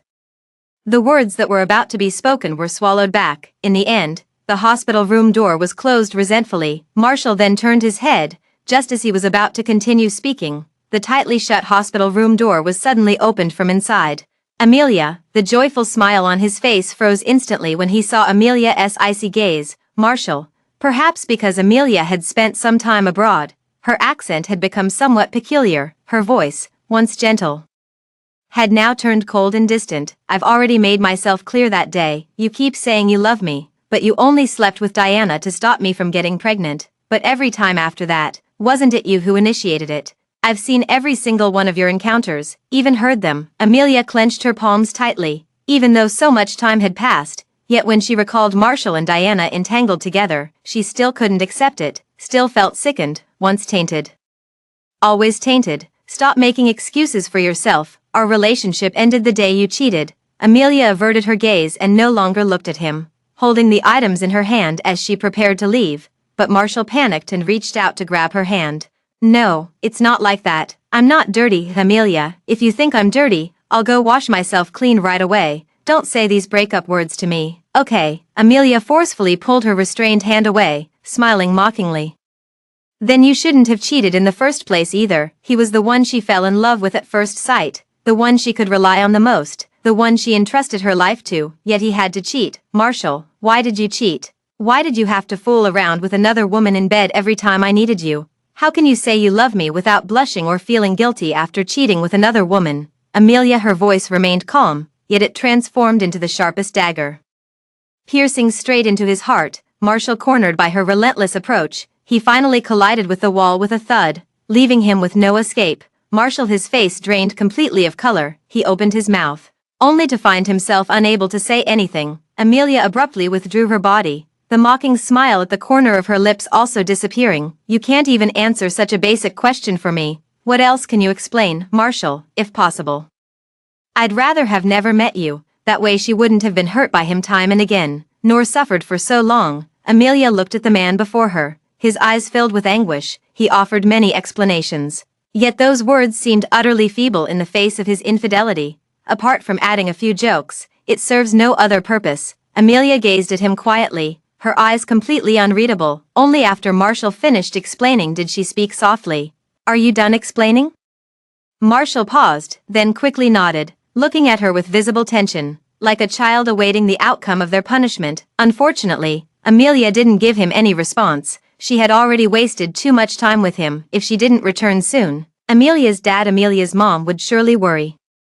Amelia turned and left, leaving only these words behind. Let's not meet again. As the words faded, Marshall collapsed to the ground, watching her retreating figure in despair. Did she really hate him that much, not willing to give him even a single chance? Heh. After a long while, a bitter smile escaped the corner of his lips. Perhaps Amelia's words had taken effect. as she didn't catch a glimpse of Marshall in the following days, since Amelia's mom recovered and was discharged from the hospital. Amelia had Amelia's dad and Amelia's mom stay in the courtyard house. She said she would take them around City Y before returning to the countryside. On this day, after Amelia's dad and Amelia's mom took their afternoon nap, Amelia finally prepared to go out for a stroll. As soon as she opened the door, she saw the former butler and servants from the villa standing at the entrance. Seeing Amelia come out, several sisters-in-law quickly surrounded her. "Oh, Miss Amelia. We heard you returned to the country and wanted to come see you." Heard, Amelia's return to the country was known to hardly anyone except Marshall. She concealed the fleeting coldness in her eyes and invited them inside to sit. However, the butler and several servants repeatedly waved their hands, choosing to stand at the door to explain their purpose. Back then, after Amelia left, the gifts she had given them were returned to Marshall, but within a few days, Marshall bought them new gifts again. They said it was to express gratitude for their care of Amelia over the years. After all, they had received Marshall's gifts, so they still needed to show some appreciation. So they thought to persuade her, since they had once been husband and wife after all. Marshall now deeply realizes his mistake. Hope Amelia can also give Marshall a chance to make amends. These days, seeing Marshall in such a despondent state, they couldn't bear it either. Amelia found it laughable in her heart. Marshall, seeing that he couldn't manage on his own, brought others to persuade her. She also understood they meant well and simply smiled without saying a word. The butler and several servants, seeing this, could say no more and simply exchanged a few words with Amelia before leaving. After Marshall's interference, Amelia lost all desire to go out, so she closed the door and returned to her room for an afternoon nap. This nap, Amelia slept extremely restlessly during those 3 months abroad. She hadn't dreamed of Marshall even once, yet today, she dreamed of him again. And the scene was actually at their wedding. In the dream, Marshall was kneeling on one knee. He still held the wedding ring he had carved with his own hands, gazing affectionately at the girl in white before him. "Amelia, will you marry me? I will be loyal to you, love you, and accompany you for the rest of my life, never betray you." Finally, the girl in front of him moved slightly, revealing that delicate and unfamiliar face. That wasn't her, but Diana, yet Marshall acted as if he didn't recognize Diana, still gazing at her with that same expression. Just as Diana was about to speak, Amelia suddenly woke from her dream. She stared blankly out the window, feeling it had been a very strange dream. "Knock knock, Amelia. Are you awake?" Amelia's mom's voice suddenly came from outside the door. Amelia patted her face and quickly responded, "I'm up, Auntie." Amelia's mom then pushed the door open and handed her the invitation in her hand, saying it was sent by a friend of hers. Amelia suddenly remembered running into an old friend shortly after returning home and casually chatting for a while. When they parted ways, the friend even asked for her address, saying they'd send their wedding invitation in a few days. Amelia thanked them and accepted it. Upon opening the letter, she found it was indeed the wedding invitation from her dear friend. After all, they were longtime friends. Amelia got up early the next day to go shopping for a gift. Just as I reached the second floor, I suddenly saw a large crowd of people approaching from the opposite direction. While walking towards Amelia, they were making way for pedestrians. She quickly sidestepped into a nearby store to let the group pass by. As the crowd passed in front of her, she suddenly felt something and glanced towards them. The next moment, her eyes widened in shock. Is that Diana? If Diana used to resemble a delicate, blooming flower, now she looks like an elderly woman in her twilight years. She has become so thin that only bones remain. Yet her belly is swollen to an enormous size. The whole person looks lifeless. Not only Amelia was shocked by Diana's current appearance, but even the passers-by around her couldn't help but whisper, "Is that Diana? Am I seeing right? How did she end up like this? Doesn't the Quincy family feed her?" Someone nearby sneered. "Who said they're not giving? I heard from my sister who works at the Quincy household that the Quincys are practically spoon-feeding her now. Too bad she's done so many bad things. She has no luck at all, vomiting whatever she eats." On top of that, after Marshall found out she was pregnant again, he's been tormenting her daily. If it weren't for Marshall's mom keeping watch, the baby would have been gone long ago. Now seeing how wretched she is, the Quincy family finally let her out for some fresh air. Amelia suppressed the complex emotions in her eyes and walked toward another store. Everyone thought Diana would live a good life after being released from prison by the Quincy family. But now it seems that's not the case. Even when going out to relax, she has someone watching her 24/7, as if she's on parole. It's a pity she wouldn't show mercy to Diana. as all of this now was brought upon Diana by her own actions. Amelia didn't dwell on it further, focusing her attention on the task of selecting a gift. On the day of her friend's wedding, the venue was now adorned with an exceptionally warm and cozy atmosphere. Amelia watched the tearful kiss of the newlyweds, her eyes still slightly reddening at the corners. I sincerely hope my friend can be excited. At that moment, a large hand handed her a handkerchief, and she followed the arm with her gaze. At first glance, she saw Marshall. The next second, the smile that had just been on her lips instantly disappeared. The ceremony had just concluded. Amelia didn't even stay for the meal. After asking someone nearby to relay a message to her friend, she immediately stood up and headed for the door. Only then did she remember that the bride today was not only her close friend but also Marshall's college classmate. Marshall watched her leave and, without hesitation, quickly got up to follow her. Amelia. Marshall grabbed Amelia's hand and pinned her against the wall. Amelia, I can now answer the question you asked last time. At that time, I only wanted to spare you the pain of childbirth, so I had Diana bear the child for us. I treated her well only because I was afraid something might happen to her child.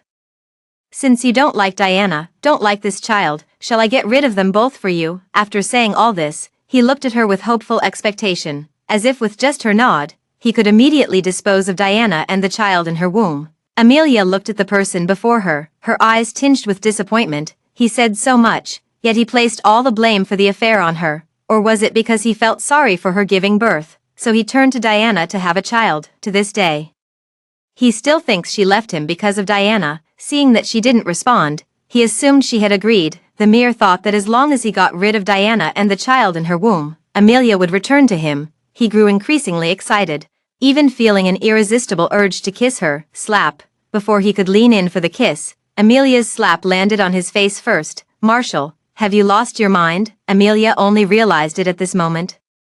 Marshall never once considered that the reason for this failed marriage might lie with himself. He even naively believed that as long as the problems were resolved, she would return to him, yet clearly, the biggest problem stemmed from him. The thought of that former Marshall now about to harm 2 lives filled her words with disappointment. How did you become like this?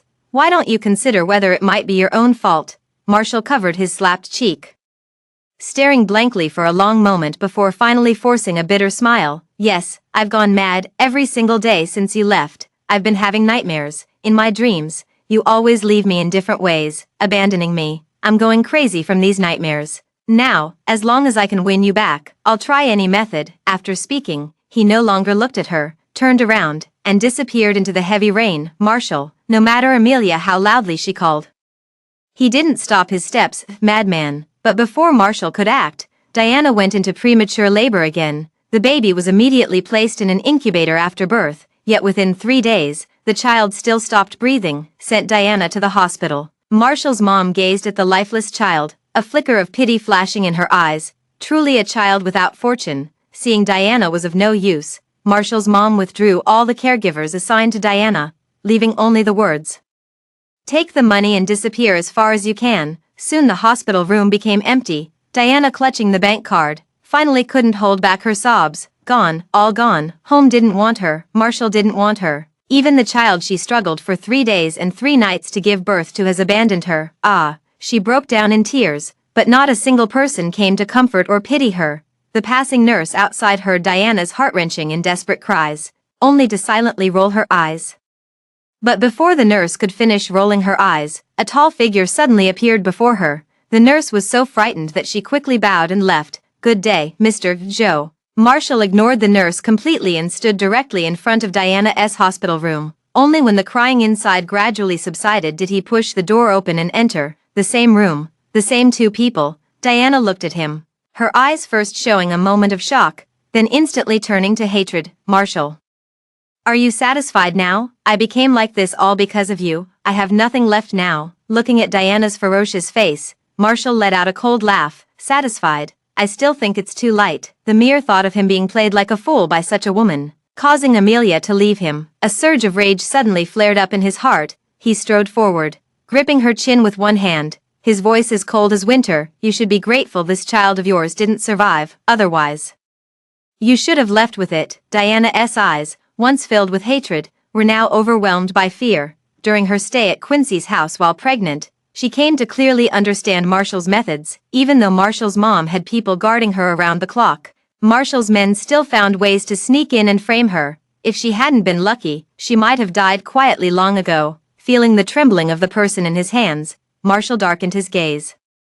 If it weren't for Amelia disliking his wrongdoing, Diana wouldn't have survived until now. Fortunately, the child in her belly wasn't saved, and he was spared one less trouble. Marshall pushed her away in disgust, casually wiping his hands with a handkerchief. Get as far away from me as possible from now on. If I ever see you again, you'll face worse than this. After leaving the warning, Marshall slammed the ward door shut with a bang. That vicious warning made Diana shiver involuntarily. The blanket in her hand was gradually clenched tighter. On the other side of City Y, Amelia reluctantly saw Amelia's dad and Amelia's mom off onto the special car returning home. She then headed towards the courtyard house. Now Amelia had resolved the most important matter in the country, and it was time for her to return to the U.S. After all, staying here would only bring unnecessary troubles and nothing else. With this thought, she quickened her steps home. She thought about taking advantage of the early hour to return the rented courtyard house to the elderly neighbor. What? You're saying someone has already bought this house and given it to me? Amelia widened her eyes instantly after hearing the old neighbor's words. The old man lay in the rocking chair, fanning himself with a palm leaf fan as he handed her the property purchase documents. Look, your name is even on here. Amelia suspiciously took the papers and immediately saw her name glaringly printed in the corner of the document. Seeing the familiar handwriting, she frowned, just as she was about to say something. She saw the old man pointing at the door with his palm leaf fan. Look, that's the person who bought the house for you. She raised her eyes and saw a figure standing in the doorway, backlit, gazing at her with the same tenderness as years ago. Amelia, Marshall. What do you mean by this? Amelia thanked the elderly man while pulling Marshall outside the door. I don't need you to do this at all. Marshall flashed a pained look in his eyes and tried to embrace her. But she broke free from his grasp. Amelia, that's my compensation for you. I've already resolved the biggest issue between us, Diana. The child is gone, and she'll never bother us again. So can you give me another chance? Amelia shook her head. Opportunity, Marshall. I did consider giving you a chance.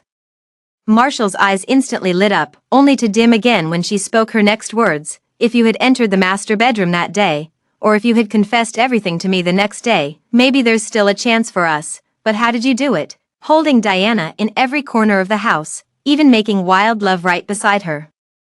That day, when you were with her on the rooftop, I realized even your brothers knew about your affair. She tucked her cold hands into her pockets and let out a soft sigh. At that moment, I wondered, am I the only fool in this world? Marshall clenched the hand hanging at his side slightly as he heard her continue. To the point where everyone was willing to help you keep it from me. Amelia smiled. So to punish you, I specifically demanded all the shares under your name on the day of the birthday banquet. Right now, I don't lack this courtyard house at all. Even if you bought it for me, it would be useless. As soon as she finished speaking and was about to leave, the next moment she was tightly embraced in a warm hug. She lowered her gaze to the hands encircling her waist and was about to pull them away. The person behind her spoke with a tremble. Amelia, I'm sorry. Amelia's words finally woke him up.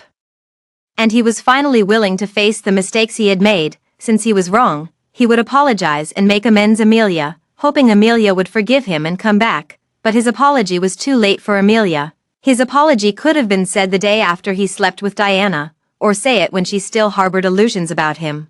But just not when she has completely given up on him. Amelia remained silent for a long time before pulling his hand away and leaving directly. Amelia. He painfully stopped her and asked why she wouldn't give him a chance. From the first day he saw Amelia again, he had been trying to win her back. No matter how he explained or what he did, she remained unmoved. You clearly loved me so much before. Why can't you give me another chance? If you dislike the traces of Diana living in the house, I'll sell it. If you find the gifts I gave you before unpleasant, I'll buy you new ones. If you think I'm dirty, I'll take more showers. Then what if it's your heart that's dirty? Amelia suddenly spoke up, only to find him unable to respond. She smiled, didn't glance at him again, and left him standing alone where he was. The next day, Amelia started packing her bags, preparing to return to the United States. Originally, she had planned to bring Amelia's dad, Amelia's mom to the United States with her. But Amelia's dad, Amelia's mom had spent their entire lives in the countryside and couldn't bear to leave the land. See this? Amelia said no more. As she left, She secretly slipped a bank card under their pillows when Amelia's dad and Amelia's mom weren't looking. Next, she arranged to meet with her friends back home for a meal. During the gathering, the thought of her leaving again filled her friend with sadness. With you leaving like this, who knows when we'll meet again? When we get the chance in the future, we'll come visit you in America. Amelia nodded and exchanged addresses with her friends so they could visit her in the U.S. Later, everyone kept drinking glass after glass of alcohol while Amelia chatted with them.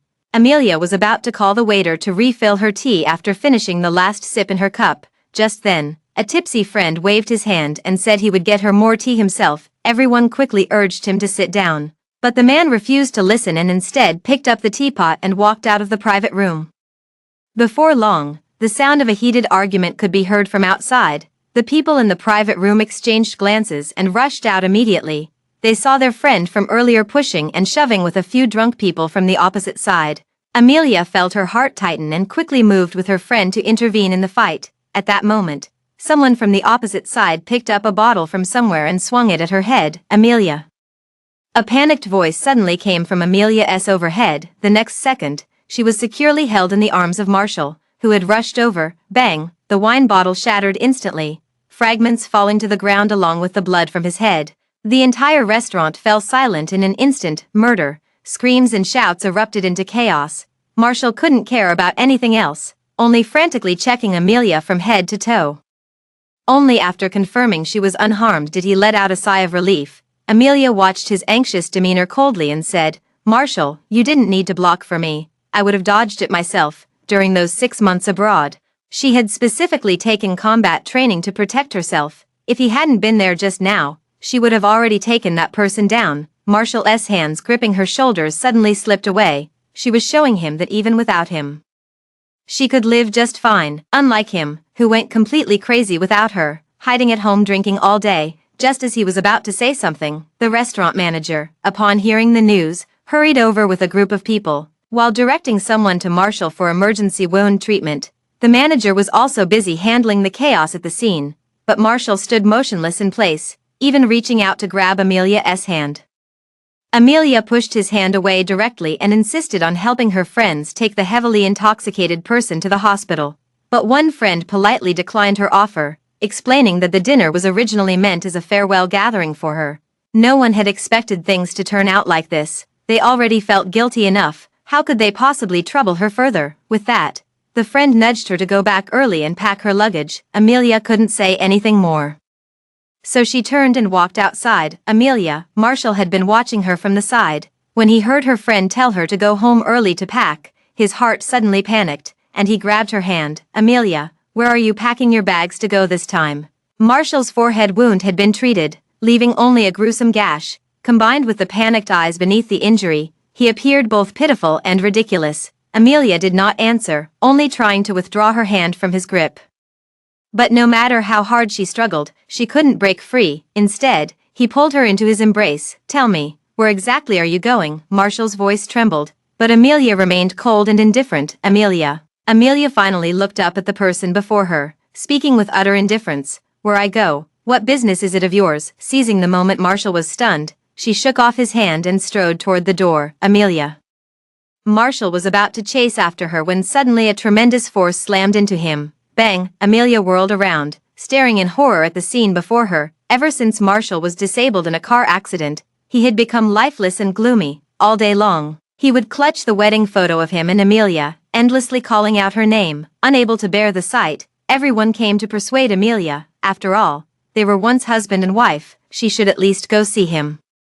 But every time, Amelia firmly refused. What was there even to see? Her relationship with Marshall had long been over. In the end, everyone could only sigh and leave. On this day, Amelia once again saw off someone who had come to persuade her to visit Marshall in the hospital. Just as she was about to close the door, a middle-aged woman's voice suddenly called out from a distance. "Wait a moment." Amelia looked up and saw Marshall's mom standing before her, eyes filled with the weariness of time.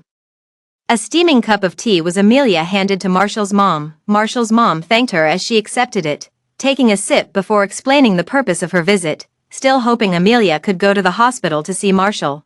Seeing Marshall's mom with a trace of pleading in her eyes, Amelia momentarily froze. From the first day of marriage, Marshall's mom had intensely disliked her. No matter what she did, Marshall's mom would always find fault, her gaze forever icy toward her. This was the first time she had seen Marshall's mom with such an expression in her eyes. Amelia tightened her grip on the teacup and still uttered an apology. Our bond as husband and wife has come to an end. Not hating him is already the biggest concession I can make now. Marshall's mom, after hearing her rejection, she seemed to age another year, but the thought of her son confined to a wheelchair, Marshall's mom still wanted to make one last effort. After all, you were husband and wife for 5 years, he loved you so much, did so many reckless things for you. Amelia let out a light chuckle. What does it matter how much he loved me? He still cheated in the end. Not only did he hide it from me, but his friends kept it from me too. Perhaps even you've been keeping it from me. Back then, Diana fainted at Amelia's birthday party due to pregnancy, causing quite a stir. She refused to believe Marshall's mom was unaware of it. Sure enough, Marshall's mom's expression froze momentarily. Ever since Marshall and Amelia got married, Marshall's mom had been urging them to have a child soon. One couldn't have children due to health issues, while the other chose not to for the sake of his wife's well-being. This infuriated Marshall's mom, who felt extremely uncomfortable whenever she saw Amelia, naturally never treating her kindly. So when she learned Diana was pregnant, Marshall's mom had long cast aside all rules and propriety. She also forgot that infidelity was in the Quincy family considered utterly shameful. Even if Marshall's dad spent all day giving Marshall's mom the cold shoulder over this, even if Amelia was secretly heartbroken about it all day, Marshall's mom didn't care at all. After all, nothing was more important than holding her grandchild. Amelia saw Marshall's mom react like this, and a hint of mockery flashed in her eyes. So she even supports her own son's infidelity. Why bother trying to persuade her? Marshall, when she's already utterly disappointed and heartbroken. Mrs. Joe, I hope you can tell him when you go back, he's not only tormenting himself, but also tormenting me. Does he think the harm he's caused me before wasn't enough? Does he have to drive me to death? After saying this, she didn't even look at Marshall's mom's reaction and made a gesture to see her out. Marshall's mom had no choice but to get up and leave hospital. Seeing Marshall's mom standing alone with no one behind her, Marshall's last glimmer of light in his eyes completely vanished. He said nothing, just waved his hand to let Marshall's mom leave. He picked up the wedding photo in his hand, tears of regret dripping onto Amelia's radiant, smiling face. In truth, he had known from the very beginning that if he was unwilling, Diana never even had a chance to climb into his bed, yet he kept deluding himself, believing his actions were solely out of reluctance Amelia to bear children. But his heart fell for Diana through repeated infidelities. How ironic, the same man who once solemnly vowed to Amelia at their wedding, someone who says they will love, cherish, and stand by her for the rest of their life, never betraying her, one who swears to be struck by lightning if they ever love another, one who claims they'll only ever Amelia one woman, yet ultimately betrayed their vow. He set down the photograph, his lifeless eyes flickering before finally settling on the fruit knife beside him. That day Amelia asked him, what if the heart gets dirty? Now he could finally answer her, that is to kill it. Someone's dead. The night shift nurse screamed in panic upon witnessing the bloody scene in the hospital room. From a distance, Marshall's mom heard the nurse's scream, and the thermos in her hand suddenly fell to the ground. She frantically pushed past the nurse frozen in the doorway. After seeing the scene in the room clearly, her legs gave way, and she instantly collapsed to her knees. In the hospital room, Marshall lay on the bed as usual, and a fruit knife was deeply embedded in his heart. Upon learning Marshall's death, Amelia stood frozen in place for a long time, until a tear slid down from the corner of her eye. She finally snapped out of it. Reaching out to wipe away that tear, she said nothing, just picked up her suitcase and walked out the door. After boarding the plane, Amelia took one last look outside through the window. City, why this place? She will never come back in this lifetime.